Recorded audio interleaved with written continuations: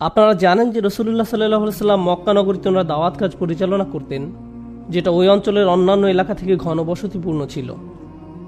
এরপর উনি মদিনা শহরে গেলেন, সেটাও আরেকটি ঘনবসতিপূর্ণ এলাকা ছিল। অর্থাৎ এটি ছিল এমন একটি শহর যেখানে অনেক মানুষ কাছাকাছি বসবাস করত। কিন্তু আরব জনসংখ্যার একটি বড় অংশ ছিল আরব। আরব এমন লোক যারা শহরে বাস করত না, তারা ঘুরে বেড়াতো। তারা তাদের পশুর পাল নিয়ে মরুভূমির বুকে চড়ে বেড়াতো। বছরের অধিকাংশ সময় তারা বাইরে থাকতো বিরান ভূমির মাঝে। তারা শহরে যারা বসবাস করে এমন লোকদের মতো ছিল না। এবং ওই সময় অধিকাংশ আরবদের জীবনযাপন এরকম বেদুইনদের মতো ছিল, যারা তাদের তাঁবু নিয়ে ঘুরে বেড়াতো, তাদের মালপত্র নিয়ে ঘুরে বেড়াতো। তো তাদের কেউ কেউ হয়তো ব্যবসা করত, আবার কেউ বা তাদের পশু পালন করত। এভাবে বিভিন্নভাবে তারা জীবিকা নির্বাহ করত। অর্থাৎ এরা হচ্ছে এমন লোক যারা ঘনবসতিপূর্ণ এলাকার অংশ নয়। তো তাদের মাঝে কেউ কেউ তখন মুসলিম হওয়া শুরু করেছে। এবং এই লোকেরা শুধু সাধারণ লোকজনের সংস্পর্শহীন ছিল তা নয়, বরং তাদের সাথে মুসলিমদেরও নিয়মিত যোগাযোগ ছিল না। তারা একদম একা ছিল। যদিও তারা মুসলিম ছিল, কিন্তু ইসলাম সম্পর্কে তারা খুব কমই জানত। তাই যে জিনিসটা আমরা প্রথমে এই সূরা থেকে জানতে পারি তা হলো, যেহেতু অন্য লোকজনের সাথে তাদের মেলামেশা কম ছিল, তাই তারা আদব বা শিষ্টাচার এগুলো বুঝতো না। আপনারা জানেন যে এরকম হয়, যারা হয়তো শহরে বা লোকালয়ে বাস করে না, তারা জানে না কিভাবে অন্যদের সাথে চলাফেরা করা উচিত। তাই এই লোকেরা যখন রাসূলুল্লাহ সাল্লাল্লাহু আলাইহি সাল্লামের কাছে এসে কিছু জিজ্ঞাসা করলো, আল্লাহ সূরা শুরুতেই তাদের বর্ণনা দিয়েছেন, ইন্নাল্লাযীনা ইউনাদুনাকা মিন ওয়ারাইল হুজুরাত আকসারুহুম লা ইয়াকিলুন। এই বেদুইনদের সম্পর্কে আল্লাহ বলছেন, তারা রাসূল সাল্লাল্লাহু আলাইহি সাল্লামের বাড়ির কাছে এসেছে এবং তারা বাইরে দাঁড়িয়ে চিৎকার করে ওনার নাম ধরে ডাকছিল, এবং তারা ইয়া রাসূলুল্লাহ বলে ডাকেনি। এখানে আমাদেরকে বুঝতে হবে, রাসূল সাল্লাল্লাহু আলাইহি সাল্লামকে ওনার পরিবারের সদস্যরাও নাম ধরে ডাকতেন না। ওনারা রাসূল সাল্লাল্লাহু আলাইহি সাল্লামকে রাসূলুল্লাহ বলে ডাকতেন। ওনার চাচা ওনার নাম ধরে ডাকতেন না। ওনার সবচেয়ে ভালো বন্ধু ওনার নাম ধরে ডাকতেন না। আশেপাশের সবাই ওনাকে ওনার উপাধি রাসূলুল্লাহ বলে ডাকতেন। এটা রাসূল সাল্লাল্লাহু আলাইহি সাল্লামের প্রতি সম্মানেরই অংশ ছিল। কিন্তু এই বেদুইনরা আসলো এবং বলল, ইয়া মুহাম্মদ উখরুজ আলাইনা, মুহাম্মদ বের হও, তোমার সাথে আমাদের কথা আছে। এবং আল্লাহ সুবহানাহু ওয়া তাআলার কাছে এটা খুবই অশোভনীয় ছিল। যদিও এটা একটা ভুল ছিল, এবং আল্লাহ প্রথমে তাদেরকে একটা অজুহাত দিলেন, তাদের অনেকেই এটা বুঝবে না। এবং তাদের পূর্বাপর চিন্তা করলে আপনি বুঝতে পারবেন, কেননা তারা রাসূল সাল্লাল্লাহু আলাইহি সাল্লামের সাহচর্য খুব একটা ছিল না, তারা সাহাবাদের সাহচর্য খুব একটা ছিল না, তারা প্রশিক্ষিত ছিল না, শিক্ষিত ছিল না যেভাবে অন্য মুসলিমরা শিক্ষিত ছিল। তাই আবু বকর সিদ্দিক রাদিয়াল্লাহু তাআলা আনহুর কাছ থেকে যে ব্যবহার আশা করা যায়, উসমান রাদিয়াল্লাহু তাআলা আনহুর কাছ থেকে যে ব্যবহার আশা করা যায়, তাদের কাছ থেকে তা আশা করা যায় না। এখন আল্লাহ আবার ওদেরকে শেখানোর সিদ্ধান্ত নিলেন। আল্লাহ বলছেন, তারা যদি আপনি বের হয়ে এসে তাদের সাথে কথা বলা পর্যন্ত ধৈর্যশীল হতো, তাহলে ওটা তাদের জন্য ভালো হতো। তাদের এত অধৈর্যশীল হয়ে এভাবে চিৎকার করে রাসূলুল্লাহ সাল্লাল্লাহু আলাইহি সাল্লামের ঘরের বাইরে ডাকাডাকি করা উচিত হয়নি। আমি আপনাদেরকে এই ঘটনার আরেকটু অল্প বিস্তর ভূমিকা দিতে চাই আপনাদের জানার জন্য। রাসূল সাল্লাল্লাহু আলাইহি সাল্লামের সময়ে ওইখানে নানা ধরনের মুসলিম ছিল, এবং এটার সাথে তাদের অন্তরে কতটুকু ঈমান ছিল তার কোনো সম্পর্ক নেই, কিংবা তারা কতটুকু বেশি ভালো বা কম ভালো ছিল তারও কোনো সম্পর্ক নেই। এটা আসলে বলছে যে তারা কতটুকু ইসলাম সম্পর্কে জানে তার উপরে। এই বেদুইনদের রাসূল সাল্লাল্লাহু আলাইহি সাল্লাম বা ওনার সাহাবীদের সাথে খুব বেশি সময় কাটানোর সুযোগ হয়নি, কিন্তু তা সত্ত্বেও তারা মুসলিম। আসল ব্যাপার হচ্ছে, যেহেতু তারা কম জানতো এবং তারা খুব কমই ইসলামকে চিনেছে, তাই তারা ওই মুসলিম সমাজের অংশ হতে পারেনি যারা প্রতিনিয়ত উন্নতি করছে, বেড়ে উঠছে, ইসলাম সম্পর্কে আরো জানছে, তাদের ইসলামের সাথে সম্পর্কটা আরো শক্ত হচ্ছে, তারা উম্মাহ হিসাবে আরো শক্তিশালী হচ্ছে। তাই সময়ের সাথে যেটা হলো সেটা হচ্ছে, তারা যে অল্পটুকু জানতো তাতেই তারা খুশি ছিল। এবং এটাই ভয়ঙ্কর, যখন আপনি অল্প জানেন এবং তাতেই খুশি থাকেন। এই সমস্যাটাই আমি আজকে যে আয়াতটা আলোচনা করতে চাই তাতে আলোকপাত করা হয়েছে। ক্বালাতিল আ'রাবু আমান্না, বেদুইনরা আসলো আর বলল, আমাদের ঈমান আছে, আমরা বিশ্বাস করি।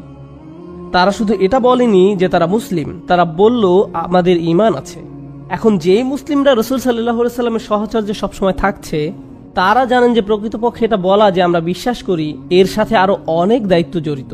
যখন কেউ বলে আমি ঈমান এনেছি, আমি বিশ্বাস করেছি, এটার অর্থ আসলে আমি আমার পুরো জীবন ধারাটাই পরিবর্তন করে ফেলেছি। কিভাবে আমি ঘুমাই, কিভাবে জেগে উঠি, কিভাবে খাই, কিভাবে পান করি, কিভাবে চিন্তা করি, আমার জীবনের লক্ষ্য কি, আমার জীবনের সব জিনিস পরিবর্তিত হবে একটি কারণে, কারণটি হলো আমি বিশ্বাস করি। এটা কোনো সাধারণ ব্যাপার নয়। কিন্তু ওই বেদুইনদের মতে এটা খুবই সাধারণ ছিল। এখানে একজন আল্লাহ আছে, এই ব্যক্তি তার রসুল, আর আমরা তার কথা বিশ্বাস করি, যেটা তার কাছে এসেছে, যেটাকে কোরআন বলে। ঠিক আছে, ভালো, আমি গ্রহণ করলাম। এটা তাদের জন্য একটা অতি সাধারণ ব্যাপার ছিল। এটার জন্য তাদের নিজেদেরও একেবারে রূপান্তর করার প্রয়োজন ছিল না। তাই তারা বলল আমান্না, আমরা ঈমান আনলাম। ভালো, কিন্তু আল্লাহ আযজা ওয়া জাল্লা তাদেরকে শুধরে দিলেন আর বললেন উল্লাম তুমিনু। রাসূল সাল্লাল্লাহু আলাইহি সাল্লামকে ওনার নিজস্ব ব্যবহারের ধরন থেকে বের হয়ে তাদেরকে বলতে বলা হলো লাম তুমিনু, তোমরা ঈমান আনোনি, ওয়ালাকিন কুলু আসলামনা, বরং এটা বলো যে আমরা ইসলাম গ্রহণ করেছি। প্রসঙ্গক্রমে আমরা ইসলাম গ্রহণ করেছি, আমরা সমর্পণ করেছি, এটার মানে হলো আমরা শুধু প্রথম পদক্ষেপটাই নিয়েছি। ঈমান অনেক পরিপক্ক একটা বিষয়, ইসলাম শুধু তোমার প্রথম পদক্ষেপ। এবং আপনারা কোরআনে লক্ষ্য করবেন আমান্না ব্যাপারটি কোরআনে প্রশংসিত হয়েছে। সাধারণত যখন লোকেরা বলে আমরা বিশ্বাস করতে এসেছি, এটা অবশ্যই একটা ভালো ব্যাপার, কিন্তু এই লোকদের ক্ষেত্রে আপনাকে বুঝতে হবে যে তারা কোথা থেকে এসেছে। ওরা ছিল নিজেদের উপর অতিমাত্রায় আস্থাশীল যে তারা ইসলাম ধরে রাখতে পারবে, তাদের ঈমান একদম নিখুঁত, এবং যা যা জানার দরকার তারা সবকিছুই জানে। আমার আর কিছু বোঝার দরকার নেই, আর বেশি জানার চেষ্টা করার দরকার নেই, আমার নিজের ভিতরে কিছু পরিবর্তন করার দরকার নেই। এই অতিমাত্রায় আস্থা হচ্ছে সমস্যা। এই বেদুইনরা, যাদের সাথে বাকি সমাজের যোগাযোগ ছিল না, যারা অতি আস্থাশীল ছিল যে তাদের মাঝে ইতোমধ্যেই ঈমান রয়েছে এবং ভাবছে যে এটা কোনো ব্যাপারই না, তাদেরকে এটা বলতে হবে যে শুধু প্রথম পদক্ষেপটাই তারা নিয়েছে। উল্লাম তুমিনু ওয়ালাকিন কুলু আসলামনা। এখন যখন আল্লাহ তাআলা তাদেরকে এটা বলছেন, তারা এটা বুঝতে পারছিল না কেন আল্লাহ মহানবী সাল্লাল্লাহু আলাইহি সাল্লামকে দিয়ে বলাচ্ছেন তোমার শুধু ইসলাম আছে কিন্তু ঈমান নেই। আমরা আল্লাহর উপর বিশ্বাস করি, আমরা রাসূল সাল্লাল্লাহু আলাইহি সাল্লামকে বিশ্বাস করি, আমরা আখিরাতে বিশ্বাস করি, আর কি দরকার? কেন আপনি বলছেন যে আমাদের শুধু ইসলাম আছে, ঈমান নেই? আমাদের সেই উচ্চ স্তরে যায়নি? আল্লাহ নিজেই এই প্রশ্নের উত্তর দিচ্ছেন, ওয়ালাম্মা ইয়াদখুলুল ঈমানা ফি কুলুবিকুম। ঈমান, বিশ্বাসের উপহারটা, স্বীকারোক্তি এখনো তোমাদের অন্তরে প্রবেশ করেনি, এখনো তোমাদের অন্তরে পৌঁছায়নি। এর মধ্য দিয়ে আমরা খুব কঠিন একটা বাস্তবতার দেখা পাচ্ছি। ঈমান এমন কোনো ব্যাপার নয় যেটা এমনি এমনি হয়ে যায়। এটা আপনি নিজে নিজে এমনি এমনি পেয়ে যাবেন না, এবং আপনি এটাও ভাবতে পারেন না যে আপনার এটা আছেই। আর এমন কিছু নয় যেটা আপনি নিজে নিজেই রাখতে পারবেন, আপনাকে এটা রক্ষা করতে হবে। কুরআনের অন্য আরেকটি জায়গায় আল্লাহ আসলে পাথরের সাথে তুলনা করেছেন, পাথরের সাথে তুলনা করেছেন যার একেবারে গভীরে রয়েছে পানি, এবং আল্লাহ এই পানিটিকে ঈমানের সাথে তুলনা করেছেন। এখন আল্লাহ এই আয়াতে আমাদেরকে বলছেন যে এই বেদুইনদের জানতে হবে যে তারা এমনি এমনি তাদের ঈমান ধরে রাখতে পারবে না, শুধুমাত্র এই কারণে যে তারা সহজেই ইসলামের ছায়াতলে এসেছে। তারা এত কিছু বক্তব্যের সাথে একমত হয়েছে এবং তারা ভাবছে এটাই তাদের জন্য যথেষ্ট। কেন আমি এটা আপনাদের সাথে শেয়ার করছি? কারণ পুরো বিশ্ব জুড়ে, আমেরিকায়, ইউরোপে, অস্ট্রেলিয়ায়, বিশ্বের অনেক জায়গাতেই, বিশেষত যেখানে মুসলিমরা সংখ্যালঘু, অনেক মুসলিম সমাজই খুব অল্প সংখ্যক লোকের সমষ্টি, এবং তাদের জন্য জানার বা বেড়ে ওঠার সুযোগ খুবই সীমিত। তাই এই উদাহরণস্বরূপ বলা যায় কোনো জনগোষ্ঠীর বাবা মায়েদের ইসলামিক জ্ঞান অত্যন্ত কম। এটা তাদের দোষ না, তারা ইসলাম সম্পর্কে খুব অল্পই জানে। এরূপ তাদের সন্তান হয়, তাদের সন্তানরা স্কুলে যায়, তারা সেখানে 8 ঘন্টা 10 ঘন্টা সময় কাটায় বাসার বাইরে, বাবারা থাকে কাজে। এই বাচ্চারা বাসায় ফিরে 3-4 ঘন্টা ব্যস্ত থাকে তাদের স্কুলের বাড়ির কাজ নিয়ে। এরপর তারা কিছু ভিডিও গেমস খেলে, টিভি দেখে, এবং যতক্ষণে দিন শেষ হয়ে যায় আপনি আসলে ইসলাম সম্পর্কিত কিছুই করেননি। ন্যূনতম যেটা হয়তো আপনি করেছেন তা হলো তাদেরকে বলেছেন এই চলো নামাজ পড়তে যাই, অথবা এই চলো মাগরিবের নামাজটা পড়ে আসি। ও না, এখন আবার আমাকে নামাজ পড়তে হবে। এবং তারপর এই বাচ্চাটি আসলে ইসলাম সম্পর্কে অত্যন্ত অল্প জানতে পারে, অত্যন্ত অল্প জানে। কারণ তারা যতক্ষণ জাগ্রত থাকে তাদের পুরো সময়টাই যায় মুসলিম বাদে আর অন্য যতভাবে সম্ভব, যাতে তারা ভাবতে পারে যে এটাই জীবনের সবচেয়ে গুরুত্বপূর্ণ। আসলে নির্দিষ্টভাবে ইসলামিক তেমন কিছুরই তারা প্রতিনিয়ত সম্মুখীন হয় না। প্রকৃতপক্ষে এরকম সংখ্যালঘু সমাজে বাচ্চারা যখন স্কুলে যায় তাদেরকে অন্যদের থেকে একদমই আলাদা দেখায়, তারা অন্যদের থেকে একদমই আলাদা ব্যবহার করে, এবং এটা তাদেরকে একদমই একা বোধ করায়। এবং যখন তারা এরকম একাকী বোধ করে তারা ভাবে যে তারা মুসলিম এ কারণে এমন। তাই অনেক সময় এরকম হয় যে তারা অন্য বাচ্চাদের সামনে নিজেদেরকে মুসলিম হিসেবে পরিচয় দিতেও সংকোচ বোধ করে। তাদের মনে হয় আমাকে এখানে ঠিক মানাচ্ছে না। অন্য বাচ্চাদের সামনে তারা সংকোচ বোধ করে নামাজ পড়তে বা এই ধরনের কিছু করতে। অথবা এমন হয় হয়তো তাদের বন্ধুরা বাড়িতে এসেছে এবং তাদের মা নামাজ পড়ছে, তারা মাকে বলছে যে মা তুমি অন্য ঘরে গিয়ে নামাজ পড়ো, আমার বন্ধুদের কাছে এটা অদ্ভুত লাগছে, তারা আসলে ইসলামকে নিয়ে আত্মবিশ্বাসী নয়। এবং আসলে এমনকি বাবা মারাও, আসলে আমার খুতবার বিষয় কিন্তু বাবা মায়েদেরকে নিয়ে। যেসব বাবা মায়েরা অল্প বিস্তর ইসলাম জানে তারা সেটা নিয়ে সন্তুষ্ট, ভাবে যথেষ্ট। আমরা মুসলিম, আলহামদুলিল্লাহ, আমরা জানি যা জানা দরকার, সবকিছু ঠিকঠাক। সবকিছু ততক্ষণ পর্যন্ত ঠিকঠাক যতক্ষণ না আপনার সন্তান 16 বছর বা 18 বছরে পা দেয়। যখন সেই বাচ্চাটা 18 বছর বা 20 বছরে পা দেয়, সে সন্তানই বলে আমি নামাজ পড়ার কোনো কারণ দেখতে পাই না, আমি দেখি না। তোমরা মুসলিম, ভালো, কিন্তু এটা আমার জন্য নয়, কিন্তু এটা আমার জন্য নয়। আমাদেরকে বুঝতে হবে এই দিন আপনা আপনি বাচ্চাদের কাছে চলে যাবে না, এটা কোনো অটোমেটিক ব্যাপার না।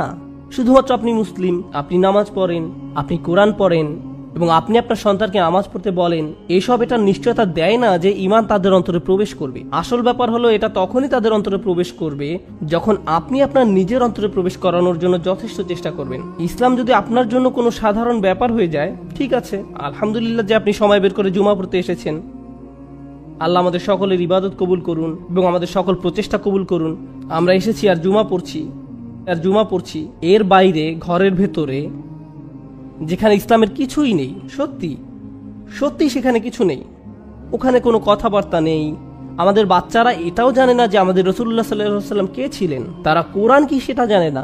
শুধুমাত্র ছোট কিছু সূরা ছাড়া যেগুলো আপনারা ওদেরকে শিখিয়েছেন, সেক্ষেত্রে আমাদের সাথে ওই বেদুইনদের তেমন কোনো পার্থক্য নেই, যাদের সাথে ইসলামের যোগাযোগ ছিল খুবই কম, অথচ তারা অত্যন্ত আত্মবিশ্বাসী ছিল যে তাদের এটি আছে। আর আল্লাহ তাআলা তাদেরকে বলছেন এটা এখনো তোমাদের অন্তরে প্রবেশ করেনি। কেননা যদি এটা একবার প্রবেশ করেই থাকে কারো অন্তরে, কিছু একটা হবে যেটা আসলে ভাষায় প্রকাশ করা যায় না। সবাই তার পরিবেশ দ্বারা প্রভাবিত। আপনি হয়তো বলতে পারেন আমি সর্বক্ষণ নন মুসলিমদের পাশে থাকি, তাই আমার ঈমান দুর্বল হচ্ছে। আমি এমন জায়গায় থাকি যেখানে শিখার কোনো জায়গা নেই, শেয়ার করার কোনো জায়গা নেই, আমার মূল্যবোধগুলো শক্ত করার কোনো জায়গা নেই। হ্যাঁ, এটা সত্যি, কিন্তু কি জানেন, যখন ঈমান একবার আপনার অন্তরে প্রবেশ করে, আপনি হয়তো গুহাবাসীর মতো গুহার মাঝে থাকতে পারেন এবং তা সত্ত্বেও আপনার ঈমান বজায় থাকবে। আপনি হয়তো ইব্রাহিম আলাইহিস সালামের মতো, যিনি ছিলেন কানা উম্মাতান, একদম নিজে উনি একটা উম্মাহ ছিলেন, ওনার আশেপাশে ওনার কোনো সাথী ছিল না। অর্থাৎ আমরা আমাদের পরিবেশকে অজুহাত হিসেবে দাঁড় করাতে পারি না। বেদুইনদেরকে এই অজুহাত করতে দেয়া হয়নি, তোমরা তো শহরে বাস করো না, তোমাদের জন্য এটা ঠিক আছে। না, ওয়ালাম্মা ইয়াদখুলুল ঈমানা ফি কুলুবিকুম ওয়া ইন তুতিউল্লাহ ওয়া রাসূলাহু লা ইয়ালতাকিম মিন আমালিকুম শাইআ। যদি তুমি আল্লাহ এবং তার রাসূলের আনুগত্য করো, এখানে রাসূল সাল্লাল্লাহু আলাইহি ওয়াসাল্লামের উল্লেখ করাটা সত্যি গুরুত্বপূর্ণ। ওয়া ইন তুতিউল্লাহ ওয়া রাসূলাহু, কেন?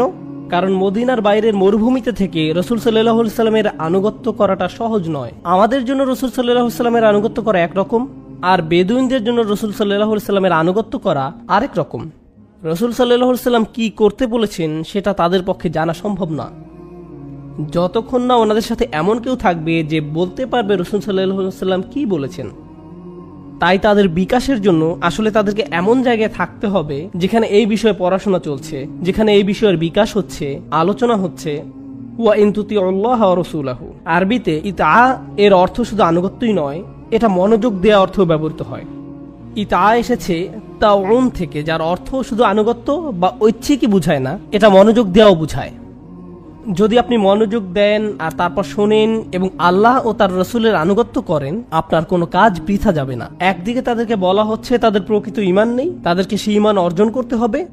অন্যদিকে তাদেরকে বলা হচ্ছে শোনো, এর অর্থ এটা নয় যে যা ভালো কাজ তুমি করেছো তা বৃথা গেছে। যদি তুমি আল্লাহ ও তার রাসূলের আনুগত্য অটল থাকো, তোমার কোনো কাজই বৃথা যাবে না। এটা অত্যন্ত গুরুত্বপূর্ণ ব্যাপার। কুরআনের অন্য এক জায়গায় সূরা হাদীদে আল্লাহ তাদের পরিণতি সম্পর্কে বর্ণনা করেন, যেসব লোকেরা তাদের ঈমানকে সহজভাবে নিয়েছে তারা ভাবে ঠিক আছে, আমরা মুসলিম, আলহামদুলিল্লাহ, এর অর্থ সব ঠিক আছে। না, সব ঠিক নেই। এটা অত্যন্ত গুরুত্বপূর্ণ ব্যাপার। এরকম সম্ভাবনা কি আছে যে কেউ মুসলিম হলো এবং সময়ের সাথে সাথে তাদের ঈমান দুর্বল থেকে দুর্বলতর হলো, এমন পর্যায়ে যে তারা এমনকি ইসলাম নিয়ে সন্দেহ প্রকাশ করা শুরু করলো? এটা কি সম্ভব? অবশ্যই সম্ভব। প্রকৃতপক্ষে হাদীদের আয়াতটিতে যাবার আগে, এমনকি এই সূরাতেও আল্লাহ বলছেন প্রকৃত মুমিন তারাই যারা আল্লাহ এবং তার রাসূলে বিশ্বাস করে এবং এর পরে আর কখনো সন্দেহ পোষণ করে না। আল্লাহ কেন বলছেন যে তারা আর কখনো সন্দেহ পোষণ করে না? কারণ সেই সম্ভাবনা রয়েছে। সেই সম্ভাবনা যদি না থাকতো তাহলে সেটা উল্লেখ করার কোনো দরকারই ছিল না। আসলে আমরা আমাদের ঈমান এমনি এমনি ধরে রাখতে পারবো না। এর জন্য আসলেই প্রচেষ্টা দরকার, অনেক অনেক প্রচেষ্টার দরকার। এখন যে জিনিসটাতে আমি আপনাদের দৃষ্টি আকর্ষণ করতে চাই তা হলো বাহির বনাম ভিতর। এটি এই আয়াতের সবচেয়ে গভীর শিক্ষা, যা বেদুইনদের জন্য শিক্ষা ছিল। বাহির বনাম ভেতর। যখন আপনি নামাজ পড়ছেন তখন এটি একটি বাইরে দৃশ্যমান কাজ, যখন আপনি ওযু করছেন সেটিও বাইরে দৃশ্যমান একটি কাজ, যখন আপনি কোরআন পড়ছেন সেটিও বাইরে দৃশ্যমান একটি কাজ। এইগুলো সেই ধরনের কাজ যেগুলো অন্যরা দেখতে পারে। যখন আপনি নামাজ পড়ছেন, আমি বলতে পারছি যে আপনি নামাজ পড়ছেন, কিন্তু এই সময় অন্য কিছু একটা ঘটতে পারে আপনার ভেতরে। কেউ হয়তো নামাজ পড়ছে কিন্তু তার চিন্তা আসলে অন্য কোনো জায়গায়। কেউ হয়তো কোরআন পড়ছে কিন্তু তারা কি পড়ছে তাতে তাদের মনোযোগ নেই। বুঝতে পেরেছেন? আল্লাহ আমাদের ভিতরে যে পরিবর্তন হচ্ছে সেটা দেখতে চান। ওয়ালাম্মা ইয়াদখুলুল ঈমানা ফি কুলুবিকুম, ঈমান তোমাদের অন্তরে প্রবেশ করেনি। একদম হৃদয়ের গভীরে আপনি কি চিন্তা করেন, আপনার জীবনের লক্ষ্য কি, আপনি টাকা রোজগার করছেন কেন, আপনি কাজ কেন করছেন, আপনার সন্তানদেরকে নিয়ে আপনার পরিকল্পনা কি, আপনার নিজের জীবনের উদ্দেশ্য কি, আপনি অস্তিত্বের কারণ কি। প্রত্যেকের আর্থিক লক্ষ্য আছে। আপনি ভাবেন যে এই পরিমাণ অর্থ আমি এই বছর উপার্জন করব, এত পরিমাণ সঞ্চয় করতে চাই, ওই জায়গায় আমি জমি কিনতে চাই, এই পরিমাণ অর্থ আমাকে পরিশোধ করতে হবে। এই প্ল্যানগুলো আপনার মাথায় থাকে, কিন্তু আল্লাহকে নিয়ে আপনার লক্ষ্যগুলো কোথায়? এই প্রশ্নটাই আমি আমাকে করি এবং আপনাদের নিজেদেরকেও করা দরকার। এবং আপনার অর্থ, গাড়ি, স্কুল, বিয়ে, এইসব সকল বিষয় নিয়ে আপনার মনে যেই চিন্তা আছে সেগুলো আপনার হৃদয়ে জায়গা করে ফেলে। আপনি সব সময় সেগুলো নিয়ে চিন্তা করেন। আপনি যখন গাড়ি চালান আপনি তখন চিন্তা করেন, বাসায় বসে থাকলে আপনি সেগুলো নিয়ে চিন্তা করেন। এর অর্থ এই জিনিসগুলোতে আপনার অন্তর পরিপূর্ণ হয়ে গেছে। আল্লাহ নিজের জন্য সেই জায়গাটি চান। আল্লাহ বলছেন না যে আপনি সেই চিন্তাগুলো করবেন না, কিন্তু এ সব কিছুর মাঝে আল্লাহর স্থানটি কোথায়? আমি আল্লাহর জন্য কি করছি? অন্যান্য ধর্মে সর্বত্র এটাই এখন দুনিয়ার চিত্র। আর সমাজবিজ্ঞানে এই জিনিসটা নিয়ে সবসময় বলেন যে এখন কিভাবে প্রধানমন্ত্রী খ্রিস্টান, হিন্দু, বৌদ্ধ, ইহুদি, এমনকি মুসলিমরাও তারা তাদের ধর্মকে খুব সহজভাবে নেয়। এটা এমন জিনিস যেটা তাদের বাবা মা তাদেরকে উত্তরাধিকার সূত্রে দেয়। তাই বেশিরভাগ সন্তান যারা আজকাল বড় হচ্ছে ধার্মিক হচ্ছে না, কারণ এটা শুধু তাদের বাবা মার একটি সংস্কৃতি। তারা এটাকে নিজেরা বিশ্বাস করে এমনভাবে দেখে না, তারা এটাকে দেখে তাদের সংস্কৃতি হিসাবে। যেমন ধরুন, আপনি একভাবে কাপড় পরেন, সেটা আপনার সংস্কৃতির অংশ। আপনি এক ধরনের খাবার খান, সেটা আপনার সংস্কৃতির অংশ। আমাদের সংস্কৃতিতে আমরা এইভাবে প্রার্থনা করি, আমাদের সংস্কৃতিতে এই ধরনের প্রথা আছে, এই ধরনের ঈদ বা এই ধরনের উৎসব আছে। এগুলো শুধুই সাংস্কৃতিক ব্যাপার। তারা কিন্তু বিরিয়ানি বা বাখলাবা খায় না, তারা পিৎজা খায়, তারা বার্গার খায়। তারা আমাদের থেকে ভিন্ন। তাই তারা যখন পুরাতন সংস্কৃতি থেকে বের হয়ে যায়, অনেকে সাথে সাথে পুরাতন ধর্ম থেকেও বের হয়ে যায়। এটা শেষ, কারণ পুরো ধর্মটা তাদের কাছে শুধুই সংস্কৃতি ছিল। এটা তাদের কাছে শুধু কতগুলো বাহ্যিক নিয়ম কানুনের সমষ্টি ছিল মাত্র। অন্তরের ভেতরে কি হচ্ছে তার সাথে ধর্মের কোনো যোগাযোগ নেই। এটা খুবই গুরুত্বপূর্ণ ব্যাপার, কারণ আপনি একটি পুরো মুসলিম প্রজন্ম এভাবে হারাতে পারেন। গত বছর আমি মেক্সিকোতে গিয়েছিলাম একদিনের জন্য, মেক্সিকো সিটিতে। আমি যখন সেখানে ছিলাম, যেটা বিশ্বের সবচেয়ে জনবহুল শহরগুলোর একটি, 38 মিলিয়ন লোকের বাস, আমার মোবাইলে হালাল দোকান খোঁজার অ্যাপস ছিল, যা দিয়ে আমি হালাল দোকান খুঁজছিলাম, কারণ সেখানে আমাকে আরও 6-7 ঘন্টা থাকতে হবে আমার স্ত্রী সহ। আমি 2টা রেস্টুরেন্ট পেলাম, তো আমরা একটা মরক্কান রেস্টুরেন্টে গেলাম। যাই হোক, আমরা গেলাম সেখানে। সেই মরক্কান ভাই এই রেস্টুরেন্টটি চালু করেন 1972 সালের দিকে। এটা তখন সেখানকার 2টা হালাল রেস্টুরেন্টের মাঝে একটা ছিল। এটি ছাড়া আরেকটা পাকিস্তানি রেস্টুরেন্ট আছে। তো আমরা কথা বলা শুরু করলাম। আমি প্রশ্ন করলাম, তুমি ব্যবসা করো কিভাবে, তোমার ক্রেতা কোথায়? পুরো শহরে যে জুমাটা হয় সেখানে মাত্র 2 থেকে 300 লোক আসে। মনে হয় 2টি মসজিদ আছে, সব মিলে 300 লোক হবে। এর মাঝে একটা মসজিদ হচ্ছে আবার একজন বয়স্কা মহিলার, যিনি মুসলিম হয়েছিলেন এবং তার বাড়িটা মসজিদ হিসাবে দান করে দিয়েছেন, এবং জুমার নামাজ সেখানেই হয়েছিল। আমি জিজ্ঞেস করলাম, এরাই কি সর্বমোট মুসলিম জনগোষ্ঠী? সে বলল, না, এরাই সব না। মূলত 1970 বা 80-র দিকে মেক্সিকো তার বর্ডার খুলে দিয়েছিল, কারণ তারা তাদের ইঞ্জিনিয়ারিং এ অনেক উন্নয়ন করতে চাচ্ছিল। তাই তারা তাদের বর্ডার খুলে দিয়েছিল। তখন সিরিয়া, জর্ডান, বাংলাদেশ, এরকম বিভিন্ন মুসলিম দেশ থেকে লোকজন আসলো সেখানে, লাখে লাখে। তারা বিভিন্ন ধরনের ইঞ্জিনিয়ারিং, মেকানিক্যাল, এই ধরনের টেকনিক্যাল কাজে সেখানে যোগ দিল। তো আমি জিজ্ঞেস করলাম, তারা সবাইকে আবার ফেরত গেছে? তারা সবাইকে আবার ফেরত চলে গেছে? সে বলল, না, তারা আছে, শুধু তাদের সন্তানরা আর মুসলিম নেই। তাদের সন্তানরা আর মুসলিম নেই। লাখে লাখে লোক এবং মাত্র কয়েকশো লোক জুমা পড়ছে।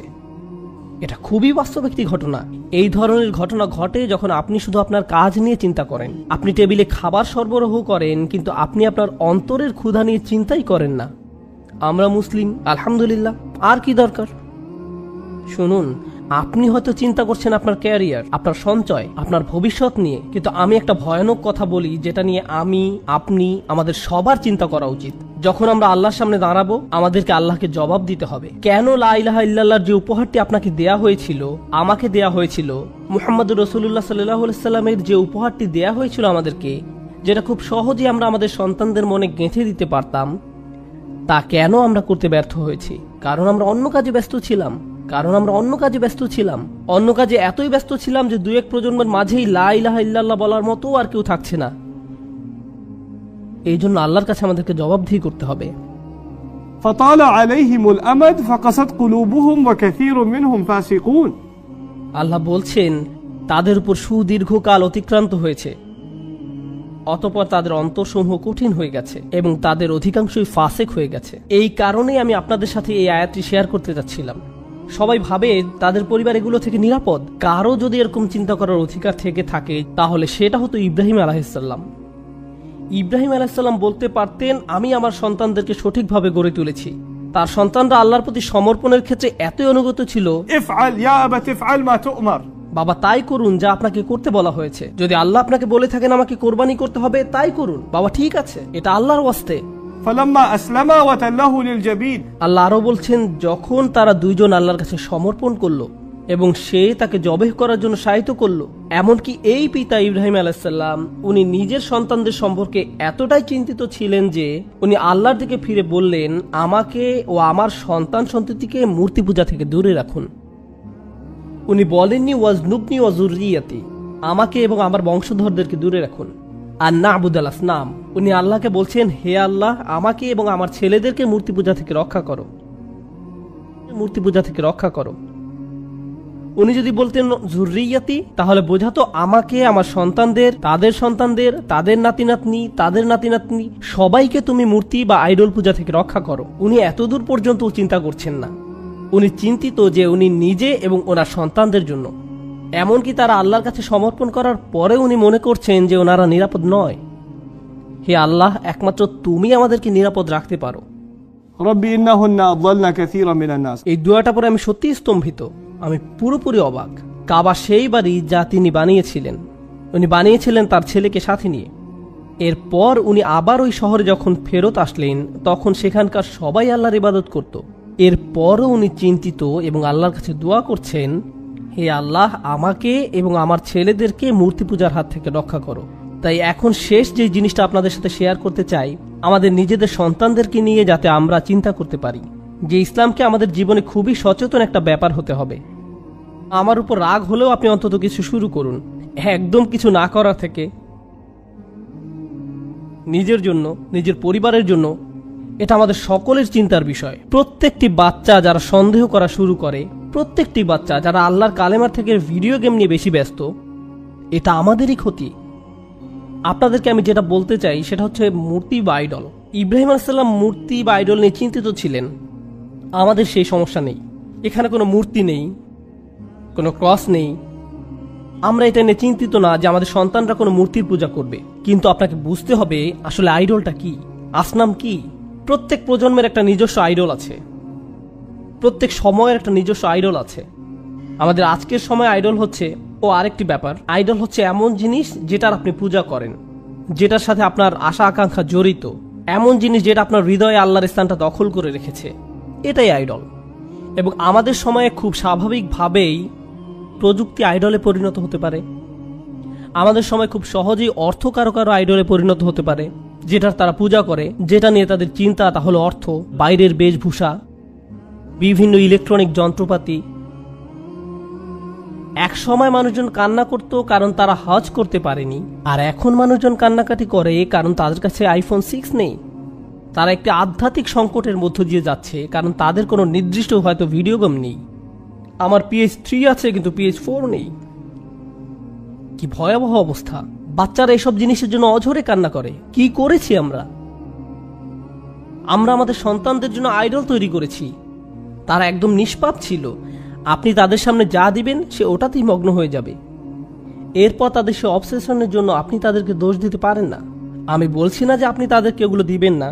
আমার বাচ্চারাও গেমস খেলে, আমি নিজেও ওদের সাথে খেলি, কিন্তু এখানে একটা ভারসাম্য বজায় রাখতে হবে। আপনার কাজ শুধু আপনার সন্তানদেরকে এসব বিলাসিতার জিনিস সরবরাহ করা নয়। তখন এই জিনিসগুলোই তাদের আইডলে পরিণত হয়। তারা শুধু এগুলোরই পূজা করে। তাদের পুরো জীবন শুধু এগুলোময় হয়ে যায়। কতবার আমি তরুণ মুসলিম ছেলে মেয়েদের কাছে ঘটনা শুনেছি, আমি আল্লাহকে বিশ্বাস করি না। আমি সারা দুনিয়ার কথাও বলছি না, শুধু টেক্সাসের কথা বলছি।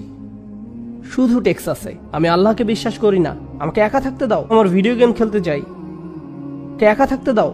এই দুইটি জিনিস কিন্তু আলাদা কোনো ব্যাপার নয়। তার ক্ষেত্রে আল্লাহ অন্য ঈশ্বর বা ভিডিও গেম দিয়ে প্রতিস্থাপন হয়ে গেছে।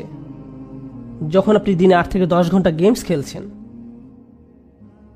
কিন্তু আমরা ভাবি আমরা মুসলিম, অন্তত জুমা তো পড়ি, অন্তত আমরা ঈদ তো পালন করি, ঈদে কিছু ভালো খাবার দাবার পানাই, তাই আমরা ঠিক আছি। ولما يدخل الإيمان في قلوبكم وإن تطيعوا الله ورسوله لا يلدكم من أعمالكم شيئا। আল্লাহ বলছেন, তুমি যদি আল্লাহ এবং তার রাসূলের অনুসরণ করো, তোমার কোনো কাজ বৃথা যাবে না। আল্লাহ আপনার কোনো আমল নষ্ট করবেন না। শেষ যে উপদেশটা দিতে চাই, আমার নিজেকে এবং আপনাদের সবাইকে, সন্তানদের ঈমান এবং তাদের জন্য আল্লাহর হেদায়েত আমাদের হাতে নেই। আমাদের সন্তানদের জন্য আল্লাহর হেদায়েত আমাদের হাতে নেই। আল্লাহ তাকে হেদায়েত দেন যাকে ওনার ইচ্ছা হয়। আপনি সর্বোৎকৃষ্ট পরিবেশ তাদেরকে দিতে পারেন, আপনি আপনার পক্ষে যতটুকু সম্ভব তা করতে পারেন।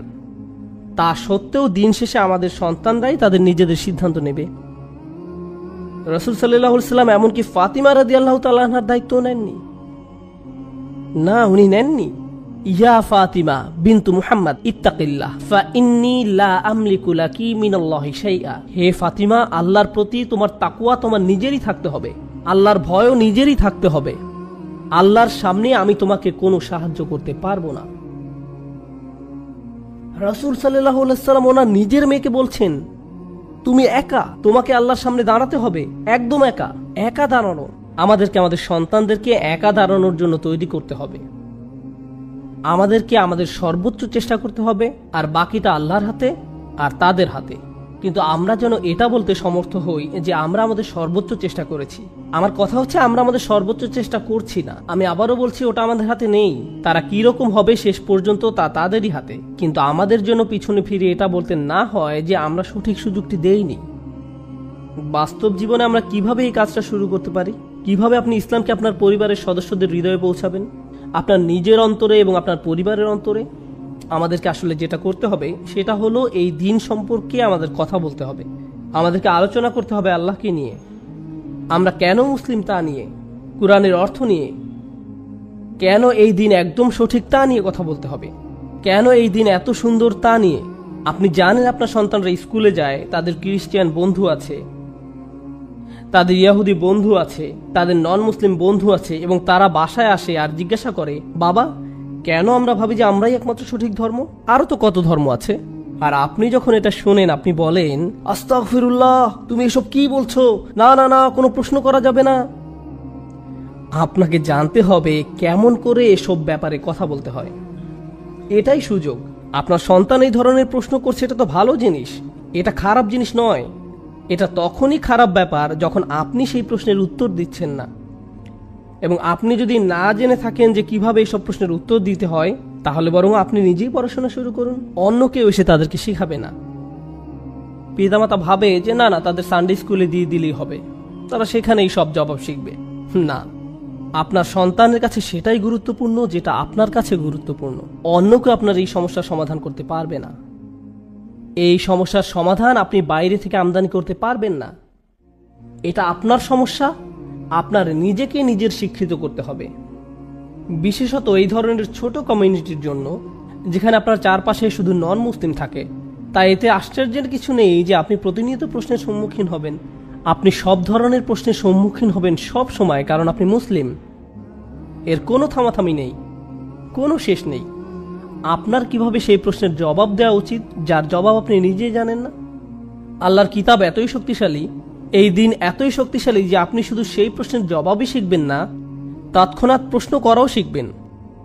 আপনি এমন অবস্থানে যাবেন যে আপনাকে প্রশ্ন করবে এমন হবে না, বরং উল্টো আপনিই প্রশ্ন করবেন।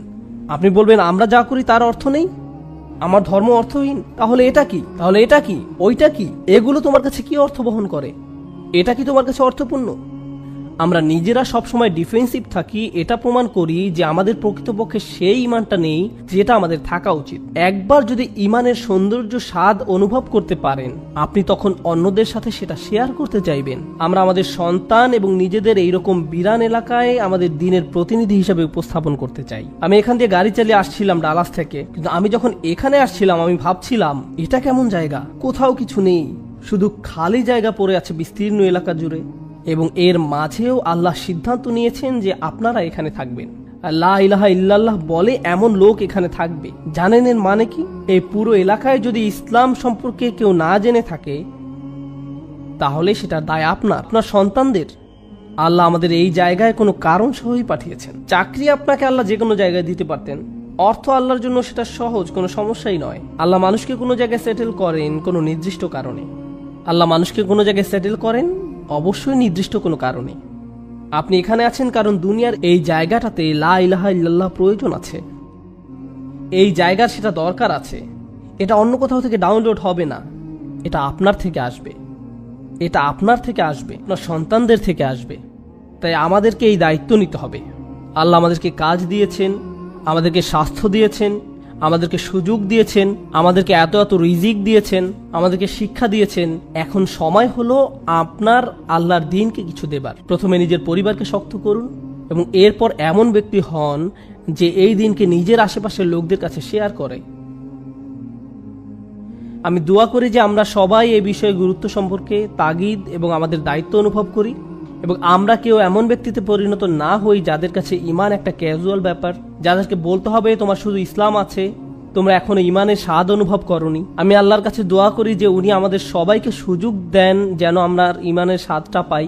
আল্লাহ আমাদের সেই ইমান দিক এবং আমাদের সন্তানদের অন্তরে সেই ইমান দিক, এবং আমাদেরকে দায়িত্ববান অভিভাবক এবং কমিউনিটির দায়িত্ববান নেতায় পরিণত করুক। আমি দোয়া করি যে আল্লাহ আমাদের মুসলিমদের অন্তরকে একত্রিত করুন, যেন তারা শুধু শুক্রবার জুমাতেই মসজিদে একত্রিত না হয়, তারা তাদের বাসাতেও মিলিত হয়, এবং তাদের সেই প্রত্যেকটি জমায়েত তাদেরকে আল্লাহ নিকটবর্তী করুক, আল্লাহ থেকে দূরে নয়। আমি দোয়া করি যে মুসলিমদের এই মিলন তাদের ভ্রাতৃত্ববোধকে শক্ত করুক, তাদের দিন বোঝাকে শক্ত করবে, তাদের পারস্পরিক ভালোবাসা বৃদ্ধি করবে। বাচ্চাদের অভিভাবকরা, সকল অভিভাবকরা নিজেরা বন্ধুত্ব করবে এবং তাদের বাচ্চারাও নিজের একে অপরের সাথে বন্ধু হবে। এভাবে আমাদের সন্তানরাও মুসলিম বন্ধুদের মাঝে বড় হবে যাদের উপর তারা বিশ্বাস করবে। এটা আমাদের বাচ্চাদের জন্য খুবই গুরুত্বপূর্ণ। আমি এই সব জিনিসগুলো এই কমিউনিটির জন্য দোয়া করি। আল্লাহ এই কমিউনিটিকে রক্ষা করুক এবং কমিউনিটির প্রত্যেকের রিজিকে বারাকা দান করুন। আমিন। বারাকাল্লাহু লি ওয়া লাকুম। আসসালামু আলাইকুম ওয়া রাহমাতুল্লাহ।